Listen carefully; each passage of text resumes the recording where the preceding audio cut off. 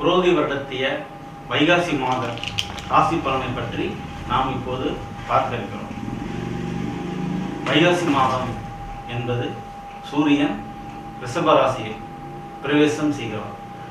ரிஷபராசியில் சூரியன் பிரவேசம் செய்வதே நாம் வைகாசி மாதம் என்கிறோம்.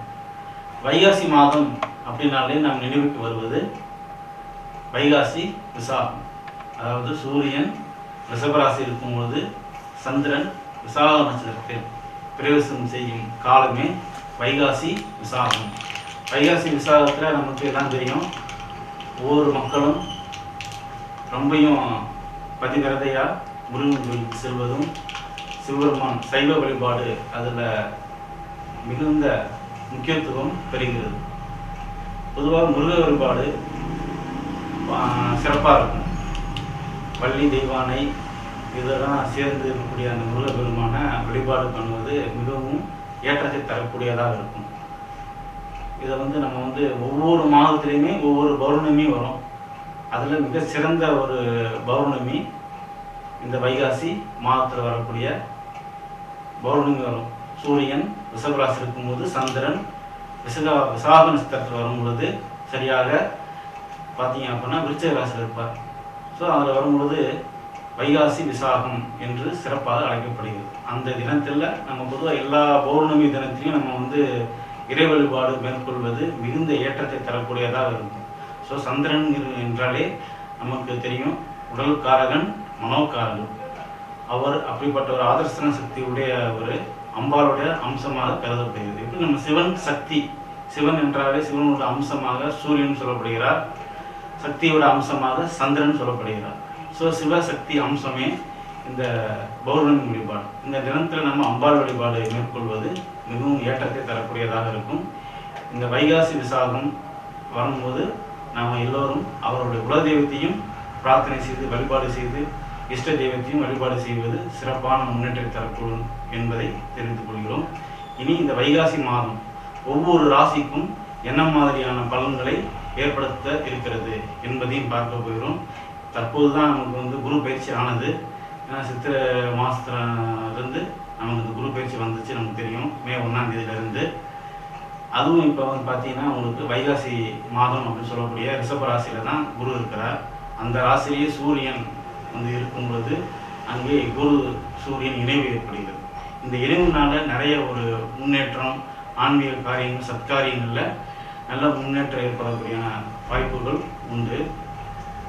எல்லோருக்கும் அபரிமிதமான முன்னேற்றத்தை தரக்கூடியது. அது எந்தெந்த ராசி அப்படிங்கிறதுக்கு பலனை பெறப்போகும் ராசி எது எது அப்படிங்கிறத நாம் இப்போ பார்க்கலாம். பேச்சினாலேயே ஆட்களை கவிழ்க்கும் திறன் படைத்த கும்பராசி நேயர்களே, உங்களுக்கு இந்த வைகாசி மாத கிரக நிலை எந்த அளவுக்கு பலன்களை ஏற்படுத்தும் என்பதை தற்போது பார்க்கலாம். இந்த மாதம் வைகாசி மாதம் பிறப்பின் போதே உங்களுடைய ராசிநாதன் ராசியிலே இருக்கிறார். மூலத்திரிகோண வலுவடைந்து ஆட்சி பலம் பெறுகிறார். சிறப்பான நல்ல வலிமையுடன் காணப்படுகிறார். நடப்பது உங்களுக்கு 7.5 சனி, அதுவும் ஜென்மச்சனியாகவும் இருப்பது.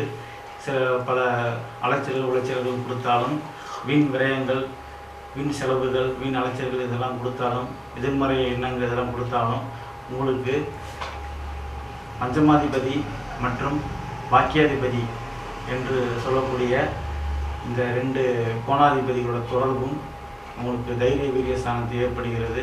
ஸோ அதன் மூலம் உங்களுக்கு நல்ல பொருளாதார முன்னேற்றங்கள், பாக்கியதிகள்லாம் இருக்கும். ஆனால் பாக்கியஸ்தானத்தை பாக்கியாதிபதி பார்ப்பது என்பது சிறப்பு. அவரோட பஞ்சமாதிபதியும் இணைவு பெறுவதும் சிறப்பு. அவரே அட்டம ஸ்தானாதிபதியாகவும் இருப்பதும், அவரே சுகஸ்தானாதிபதியாகவும் இருப்பதும் உங்களுக்கு சில பல பொருளாதார முன்னேற்றங்கள், மனமகிழ்ச்சி ஏற்படுத்தக்கூடிய நிகழ்வுகள் இதெல்லாம் உங்களுக்கு கிடைக்கும்.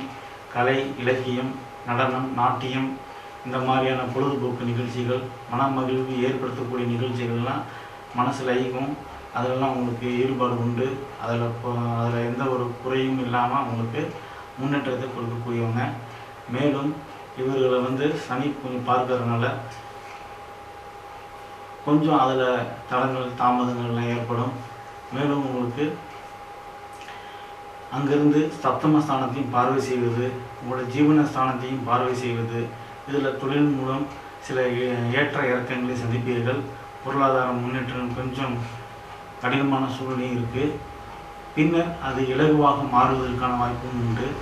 ஏன்னா உங்களுக்கு தனஸ்தானாதிபதி மற்றும் லாபாதிபதியான குரு பகவான் உங்களோட ஜீவனஸ்தானத்தையும் பார்க்கிறாரு, உங்களோட அட்டமஸ்தானத்தையும் பார்க்கிறாரு, உங்களோட விரயஸ்தானத்தையும் பார்வை செய்வதனால இதெல்லாம் வந்து அவர் கொடுக்கக்கூடிய சில பலன்களை இந்த குரு பகவான் உங்களுக்கு ஏற்றத்தை கொடுப்பார். ஏன்னா தனஸ்தானாதிபதி உங்களுக்கு சுகஸ்தானத்தில் விட்டுருக்கிறார்.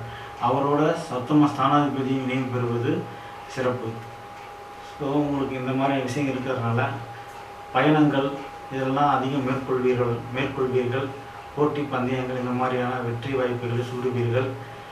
உங்களுக்கு அட்டமஸ்தானத்தையும் பார்வை செய்வது, சில வீண் பழி இந்த மாதிரியெல்லாம் அந்த மாதிரியெல்லாம் வராது உங்களுக்கு. மற்ற வீண் பழி நீங்கள் ஏற்க மாட்டீங்க, மற்றவங்களுக்கு அட்வைஸ் பண்ணுவீங்க. யாராவது உங்களுக்கு தெரியாத ஒரு பாதை உங்கள்கிட்ட வந்து கேட்டாங்க அப்படின்னா அது மிகச்சிறந்த வழிகாட்டியாக இருப்பீர்கள். மேலும் உங்களுக்கு வீரிய ஸ்தானாதிபதி மற்றும் ஜீவன ஸ்தானாதிபதியான செவ்வாய் பகவானோடு ராகு பகவான் சேர்க்கை பெற்றிருப்பதனால் கொஞ்சம் விழிப்புணர்வுடன் இருக்கக்கூடிய காலகட்டமாகவும் இருக்கிறது. சகோதர வர்க்கத்தினரிடையே வாக்குவாதங்கள், விவாதங்கள் இதெல்லாம் தவிர்த்துருங்க, பேச்சை குறைங்க. ஸோ இணக்கமாக நடந்து கொள்ளுங்கள். ஒத்துழைப்பு நீங்கள் வந்து முன்னுதாரணமாக கொண்டு வாங்க. அவ்வளோ அனுசரணுடன் நடந்து கொள்ளுங்கள். மற்றபடி உங்களுக்கு இது வந்து நல்ல ஒரு ஏற்றம் மிகுந்த நாளாக தான் இருக்கும். இது ஒரு குறிப்பிட்ட காலம் மட்டும்தான். வைகாசி 19க்கு அப்புறம் செவ்வாய் பகவான் உங்களோட தைரிய வீரஸ்தானத்திலே வந்து அமர்வார். அதீத துணிச்சல், தைரியம், வீரியம் இதெல்லாம் கொடுக்கும், பராக்கிரமத்தை கொடுக்கும். போட்டி பந்தயங்களை வெற்றி காண்பீர்கள். இதெல்லாம் ஏற்றம் மிகுந்த மாதமாகவே உங்களுக்கு சிறப்பாகவே அமைய இருக்கிறது. மேலும் உங்களுக்கு மாத தொடக்கத்திலேயே உங்களோட சத்ரு ஸ்தானாதிபதி ஆட்சி பலம் பெற்றிருக்கிறார். ஸோ இதனால் உங்களுக்கு என்ன ஆகும், போட்டி பந்தயங்களில் வேலை வாய்ப்பு கிடைக்காதவங்க ஏதாவது ஒரு வேலையை பார்க்குற மாதிரி இருக்கும். அதனால் உங்களுக்கு வேலை இல்லை அப்படிங்கிற நிலை இருக்காது. ஆனால் அதில் நிறைய நடைமுறை சிரமங்களை சந்திப்பீர்கள். நோய் தொந்தரவுலாம் வந்துச்சுன்னா உடனே ட்ரீட்மெண்ட்டு எடுக்கிறதுக்கான வழிமுறையை பாருங்கள். மேலும் உங்களுக்கு 12 விரைய ஸ்தானாதிபதியை உங்கள் ராசியில் வந்து அமர்வதும் சிறப்பான நிலையாக இருக்காது. இந்த 7.5 சனி அப்படிங்கிறதுல ஜென்மச்சனி நடக்கிறதுனால சில அலைச்சல்களை சந்திப்பீர்கள். வயிற்று உபாதைகள், கால் வலி, கால் மூட்டு இந்த மாதிரியான பிரச்சனைகளை சந்திக்கிற மாதிரி இருக்கும். இதெல்லாம் வந்து இதை வந்து உங்களோட பாக்கியாதிபதியும் உங்கள் பஞ்சமாதிபதியும் இதை நிவர்த்தி செய்யக்கூடிய காலகட்டத்தில் இருக்கிறாங்க. மற்றபடி வைகாசி மாத கிரக நிலைகள் உங்களுக்கு பெருமளவு சாதகமான நிலையை தருகிறது. அனைத்திலும் உங்களுக்கு ஏற்றம் மிகுந்த மாதமாகவே இருக்கும். கும்பம் ஏற்றம்.